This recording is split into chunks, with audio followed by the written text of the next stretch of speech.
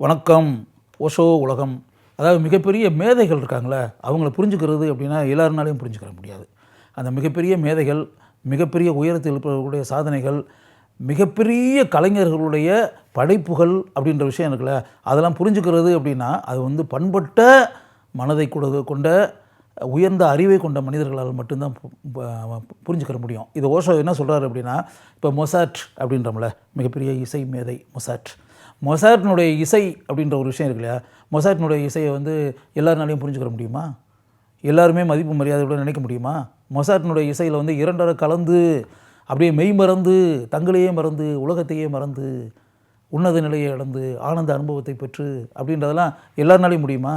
அதுக்குரிய அந்த அறிவு, உயர்ந்த மனநிலை, அந்த அளவுக்கு மெச்சூரிட்டி ஆஃப் மைண்டு அப்படிலாம் இருந்தால் தான் அந்த நிலையவே மொசார்ட் மாதிரி இசை மேதைகளுடைய அந்த இசை ஆற்றல், இசை திறமை, இசை புலமை அப்படின்ற ஒரு விஷயங்களை அதை புரிந்து கொள்ள முடியும். இப்போ ஓஷோவே அதை என்ன சொல்கிறார் அப்படின்னா, மொசார்ட்டினுடைய இசையை புரிந்து கொள்வதற்கு எப்படி பண்பட்ட மனம் வேண்டுமோ, மெச்சூர்டு மைண்டு, மெச்சூர்டு அறிவு வேண்டுமோ, அதே போல தான் என்னையும் புரிந்து கொள்வதற்கு. என்னைனா ஓஷோ இருக்கார் அப்படின்னா, ஓஷோ மிகப்பெரிய அறிவாளி, மிகப்பெரிய மேதை, மிகப்பெரிய உயரத்தின் சின்னம் ஓஷோவை புரிஞ்சுக்கிறது அப்படின்னா சாதாரண ஆட்களால் புரிஞ்சுக்கிற முடியாது.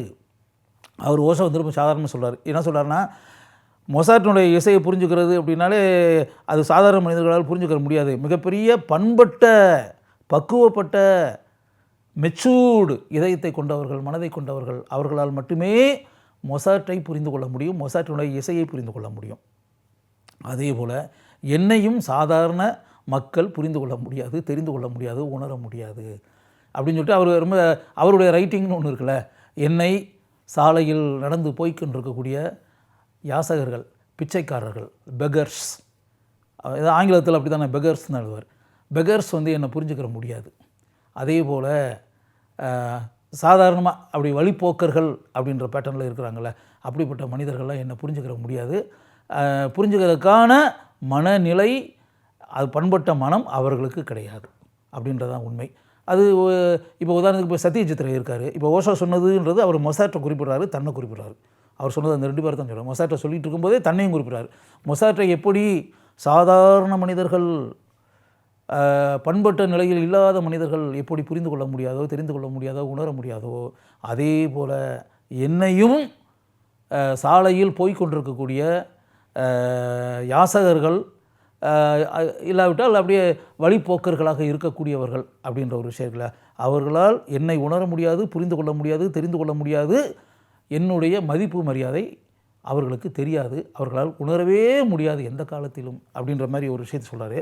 அது கொஞ்சம் யோசிக்க வேண்டிய விஷயம், சிந்திக்க வேண்டிய விஷயம், உண்மையாகவே சிந்திக்க வேண்டிய விஷயம், ஆழமாக உணர்ந்து அவர் சொன்னது உண்மைதான் அப்படின்னு நம்பக்கூடிய விஷயம், அதுதான் உண்மை. இப்போ உதாரணத்துக்கு இப்போ நம்ம இதிலே வச்சுங்களேன், உலக சினிமா மேதை அப்படின்றது மாதிரி சத்யஜித் ரே, அப்படியே இந்திய சினிமா மேதை, இந்திய பட உலகின் தந்தை சத்யஜித் ரே.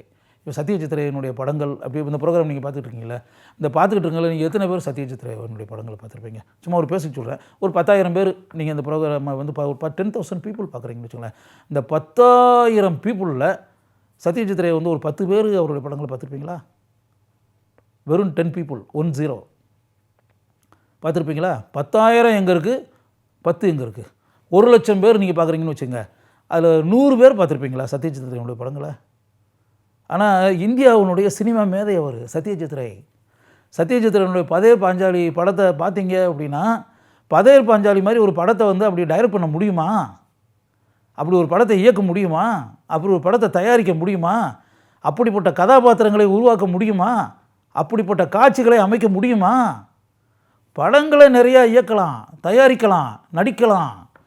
பதேர் பாஞ்சாலியை போன்ற ஒரு திரைப்படத்தை, நான்லாம் பதேர் பாஞ்சாலி என் மனசுக்குள்ளே அப்படியே ஒவ்வொரு காட்சியும் வாழ்ந்துக்கிட்டே இருக்குது, எத்தனை வருடங்கள் ஆனாலும் வாழ்ந்து கொண்டே இருக்கும். இப்போ என்கிட்ட பத்திரிகைலாம் பொதுவாக பேசிகிட்டு இருக்கும்போது என்கிட்ட ஊடகத்திலாம் கேட்பாங்க, உங்களுக்கு பிடிச்ச டைரக்டர் யார் சார்னு கேட்பாங்க.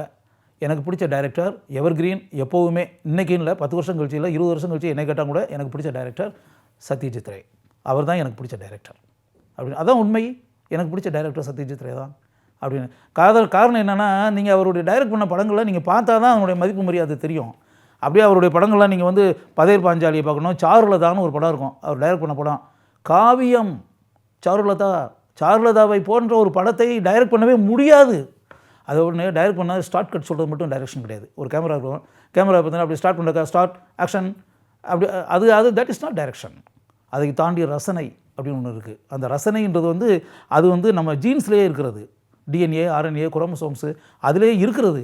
அது வந்து கற்றுக் கொடுத்து வர்றது கிடையாது.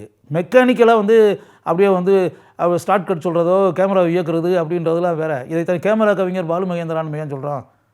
அந்த கேமராவை இயக்குவது அப்படின்ற ஒரு பக்கம், பாலு மகேந்திரா மட்டும் இப்படி கேமரா கவிஞராக எப்படி ஆகுறாரு? தட் இஸ் ரசனை. அந்த ரசனைன்றது மிகப்பெரிய விஷயம். அது it is a gift given by God or nature, எப்படி வேணாலும்.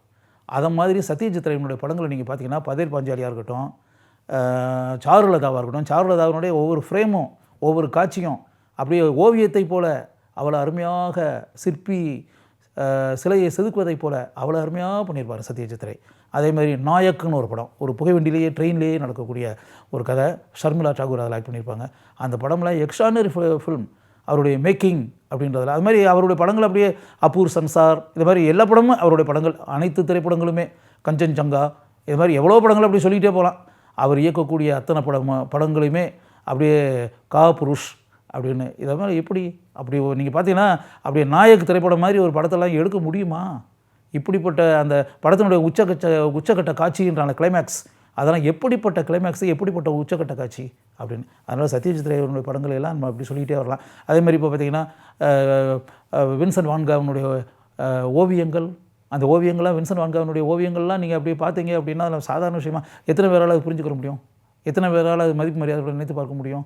அப்படின்றதெல்லாம் அப்படி யோசித்து பார்த்தது அப்படின்னு பண்டிட் ரவிசங்கருடைய சித்தார் இசை, அதெல்லாம் வந்து கிட்டத்தட்ட அப்படியே இன்னொரு உலகத்துக்கே நம்ம போய் வந்து அப்படின்ற மாதிரில.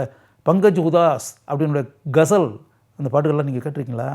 பங்கஜ் உதாஸ்னுடைய அவருடைய கசல் பாட்டுகள்லாம் அப்படி அதெல்லாம் கேட்டோம் அப்படின்னா நம்ம வந்து இன்னொரு உலகத்திற்கே நாம் சென்று விடுவோம் அப்படின்றதான் உண்மை. அதனால் வந்து எப்படின்னா ஓஷோ கூறியதைப் போல மொசாட்டினுடைய இசையை வந்து புரிந்து கொள்ள வேண்டும், அதை பெரிதாக நினைக்க வேண்டும், மதிக்க வேண்டும், மரியாதை கொடுக்கணும், அப்படி இப்படின்ற மாதிரி இருந்துச்சுன்னா நாம் அப்படிப்பட்ட உயர்ந்த மனநிலையில் இருந்தால் மட்டும்தான் அப்படின்னு சொல்லிட்டு. அதனால் வந்து இந்த ப்ரோக்ராம் நீங்கள் பார்த்துக்கிட்டு இருக்கக்கூடிய நீங்கள் எல்லாருமே எப்படின்னா மனசுக்குள்ளே நினைங்க, அதாவது சாதாரண மனநிலையிலே எப்போவுமே இருக்கக்கூடாது. உலகத்தில் உயர்ந்த விஷயங்கள் நம்மளை சுற்றி இருந்துக்கிட்டே இருக்குல்ல, உயர்ந்த மேதைகள், அதாவது உயர்ந்த திரைப்படங்கள், உயர்ந்த ஓவியங்கள், மிகச்சிறந்த இசை, உன்னதமான நடனம், இப்படின்ற மாதிரி நம்மளை சுற்றி இருக்கக்கூடிய அப்படியே உயர்ந்த விஷயங்கள் நிறையா இருக்குது வாழ்க்கையில். அந்த உயர்ந்த விஷயங்களையெல்லாம் நீங்கள் தெரிந்து கொள்ள வேண்டும் என்றால் நீங்கள் உன்னத நிலையில் இருக்க வேண்டும், உயர்ந்த நிலையில் இருக்க வேண்டும், பண்பட்ட நிலையில் இருக்க வேண்டும். பண்பட்ட நிலைக்கு உங்களுடைய மனதை கொண்டு செல்ல வேண்டும், வளர்த்து கொள்ள வேண்டும்.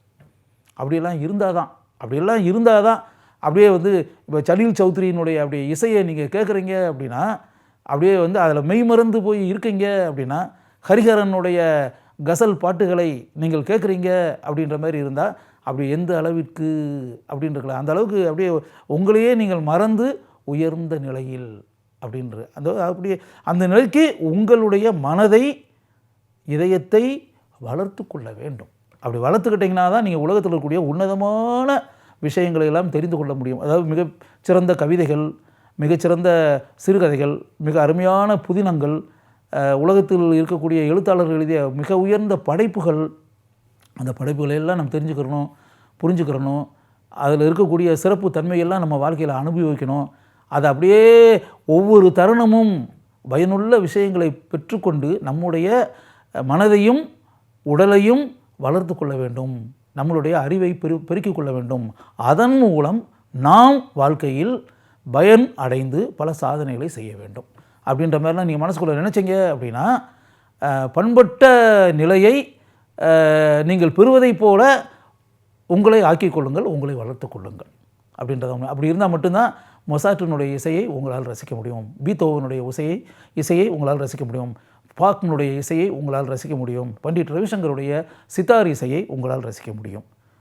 இதையெல்லாம் நீங்கள் ரசிக்க வேண்டும், அதனுடைய இன்பத்தில் நீங்கள் திளைக்க வேண்டும் அப்படின்ற மாதிரி மனசுக்குள்ளே நினச்சிங்கன்னா, அப்படி ரசிக்கக்கூடிய அளவில் அந்த உயர்ந்த இசையில் உங்களை கரைத்து கொள்ளும் வகையில் உங்களை நீங்கள் வளர்த்து கொள்ளுங்கள். அந்த ரசனையை உங்களுக்கு உண்டாக்கக்கூடிய அளவிற்கு உங்களை நீங்கள் மேம்படுத்தி கொள்ளுங்கள். அப்படிதான் ஓஷோ அதை தான் சொல்ல விரும்புகிறாரு. அவர் கூற நினைத்ததை உங்களிடம் நான் கூறுகிறேன்.